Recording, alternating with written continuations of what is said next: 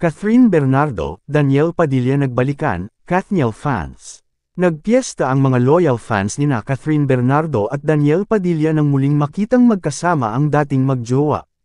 Shook but super happy ang karamihan sa Kathniel fans sa pa-surprise nina DJ at Kath sa una nilang public appearance together matapos ang kanilang controversial breakup.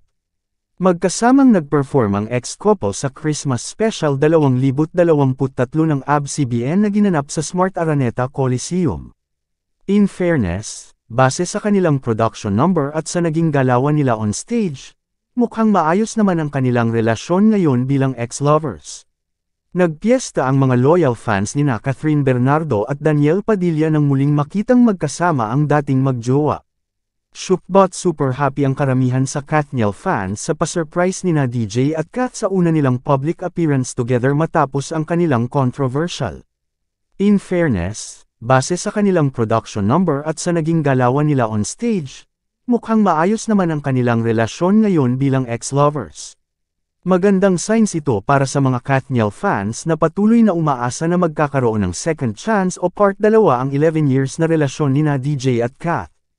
Mas lalo pang kinilig ang kanilang mga supporters nang mapanood ang isang video sa social media kung saan muli nilang nakita na halos magdikit ang kamay ng mag-ex.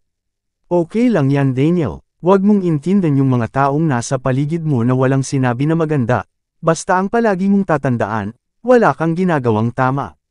In the name of money need to be kind and happy sa harap ng tao forget the pain because they need more money, ganyan talaga work is work ika nga. Nagkabalikan na po sila. Kung napanood nyo yung nagsalita si Carla, malamang sa malamang yun ang dahilan kaya sila nagkabalikan pero curious pa rin ako dun sa kadiri na sinabi ni Daniel. Kath and DJ on their own are powerful, but Kathniel together are on a different level. Just too magical. Praying for your happiness, Kath and DJ. It's just a make-believe, but I just can't go on without your smile. Without your touch, without your love. Totoo nga ang term ni Hubs na nagpapagaling. Plastikan lang yang dalawa ng dahil sa kontrata, at awa doon sa mga fans ng Katniel. Halos sabay na nag-announce sina Daniel at Catherine na totoong hiwalay na sila sa pamamagitan ng social media.